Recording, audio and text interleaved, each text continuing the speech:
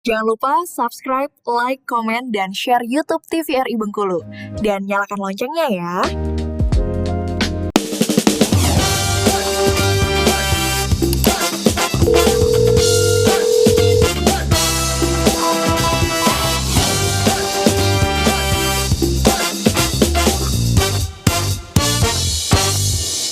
Terima kasih pemirsa, Anda masih bersama kami di Dokter Kito Besamo Kito Sehat. Kita lanjutkan perbincangan kita masih terkait dengan musim pancaroba. Mungkin pemirsa di rumah kepo nih dok, terkait dengan musim pancaroba, apa aja sih kasus-kasus yang sering dokter temui, yang paling sering, khususnya di puskesmas atau fasilitas kesehatan tingkat 1 ya dok. Biasanya kasus apa aja yang tersering ditemukan pada saat musim pancaroba dokter? Jadi untuk kasus tersering ya kalau untuk musim pancaroba karena tadi itu perubahan iklim atau musim yang drastis gitu ya, biasanya dari musim hujan ke musim panas, terus juga panas, terus juga ke hujan, yang paling banyak itu demam berdarah ya. Jadi karena tadi biasanya kalau misalnya tiba-tiba habis hujan itu kan banyak genangan air juga, terus juga daya tahan tubuh kita juga kurang. Selain demam berdarah, infeksi saluran pernapasan atas atau ISPA itu juga paling banyak. Flu itu juga ya, batuk pilek pasiennya datang. Pas ditanya misalnya ke awalnya kenapa, biasanya kena debu dari kemarau, terus juga selanjutnya kena hujan biasanya gitu. Terus juga demam yang disebabkan oleh viral infection biasanya kayak gitu. Itu yang paling banyak. Paling banyak ya, berarti yang paling banyak masih terkait dengan virus dan juga bakteri tadi ya dok ya. Tapi juga bisa ternyata ke nyamuk demam berdarahnya juga ya dok. Iya, jadi kan kalau misalnya karena banyak genangan air ya, kalau misalnya dari musim hujan itu jadi tempat sarang nyamuk kan. Nah makanya itu kita bahas hari ini sebenarnya bisa untuk diatasin gitu, untuk mencegah dari penyakit yang bakal muncul di musim pancaroba ini gitu. Kalau kita nih sebagai orang tua dok, tentunya pengen ya dok untuk menjaga imunitas anak kita. Bisa nggak sih kita pada saat musim pancaroba atau lebih dikhususkan pada musim pancaroba pemberian suplementasi seperti vitamin D agar imunitas tubuhnya meningkat juga gitu? Iya, benar. Jadi sebenarnya untuk vitamin sendiri ya ada yang alami. Misalnya kita harus makan banyak buah, sayur gitu ya, yang bisa langsung alami dan banyak vitaminnya gitu. Tapi kalau misalnya memang mau ada suplementasi juga baik gitu, harus vitamin yang dia banyak mengandung antioksidannya gitu ya. Jadi antioksidan itu bisa meningkatkan imunitas tubuh gitu. Nanti ada banyak vitaminnya, jenis-jenis vitaminnya ya, yang bisa untuk suplementasi. Terus juga yang paling penting itu tadi menjaga makan yang baik ya, dengan tinggi serat dan juga makan buah-buahan dan sayur-sayuran. Oke, berarti untuk pola hidup sehat, makan yang ideal juga itu sangat penting selain suplementasi. Dan suplementasinya tentunya harus berdasarkan resep dokter juga ya dok ya, nggak boleh sembarangan.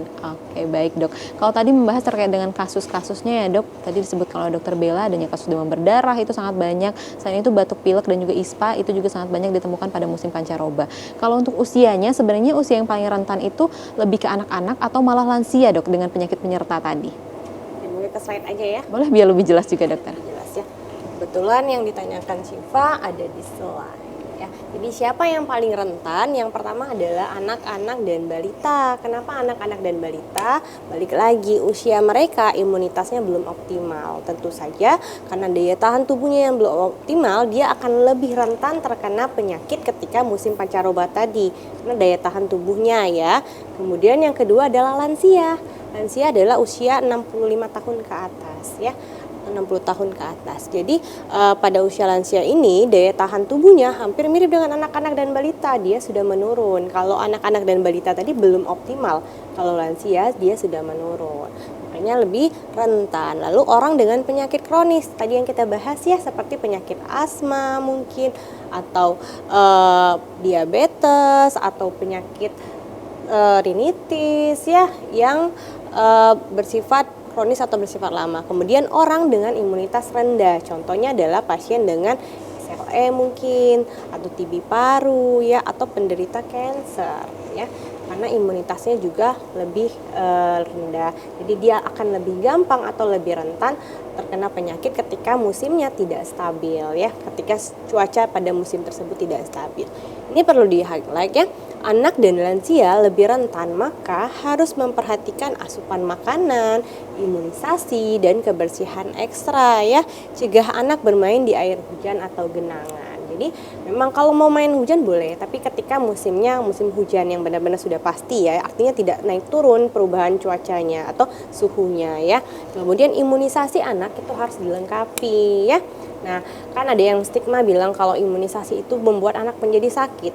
Justru dia akan memberikan kekebalan. Sakitnya sebentar, cuma 1 hari, dan itu pun tidak semua anak akan mengalami kejadian seperti itu ya. Hanya beberapa yang memang respon tubuhnya seperti itu. Tapi efeknya jangka panjang ya, dia akan melindungi. Tapi mungkin ada lagi pertanyaan nanti, nggak usah lah diimunisasi, orang anak saya nggak pernah sakit katanya kan. Anak saya umur yang 10 tahun nggak pernah diimunisasi, aman-aman aja kan. Kebetulan mungkin orang-orang di sekitar anak ibu atau anak bapak tadi adalah mereka yang sudah diimunisasi. Jadi terjadi herd immunity. Dia dikelindungi oleh orang-orang yang sudah punya imunitas, sehingga alhamdulillahnya tidak terkena si anaknya. Tapi bayangkan kalau banyak anak yang seperti itu, maka tidak akan terjadi herd immunity. Akhirnya apa? Bisa terjadi sakit. Contohnya adalah seperti polio. Kejadian polio pada 2 tahun yang lalu ya di daerah Aceh. Itu kan akhirnya ketahuan karena memang imunisasinya tidak lengkap atau bahkan tidak diimunisasi. Jadi jangan mengabaikan anak dengan stigma tersebut. Imunisasi adalah hak anak Anda ya.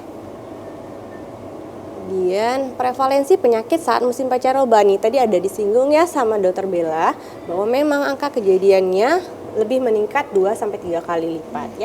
Kita lihat yang pertama, infeksi saluran pernapasan atas, ISPA. Apa aja nih dok? ISPA itu batuk, pilek ya, demam bisa jadi. Nah, ini biasa meningkat 20-30% dibandingkan musim biasa. Kalau sering ke puskesmas, penasaran misalnya kan, boleh dicek tuh. Rata-rata ketika bulan peralihan itu penyakit ISPA ini bisa banyak banget, dan terutama anak-anak sekolah. Kenapa anak-anak sekolah? Karena mereka lebih cepat penularannya ya.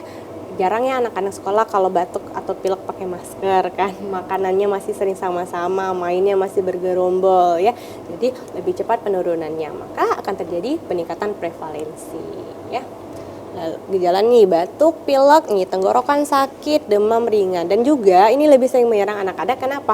Faktor makanan, faktor jajannya nih, minum esnya ya, kemudian makanan-makanan yang tidak sehat itu kan biasanya didapatkan di sekolah, di pinggir-pinggir jalannya. Kadang orang tuanya lost control dari sana.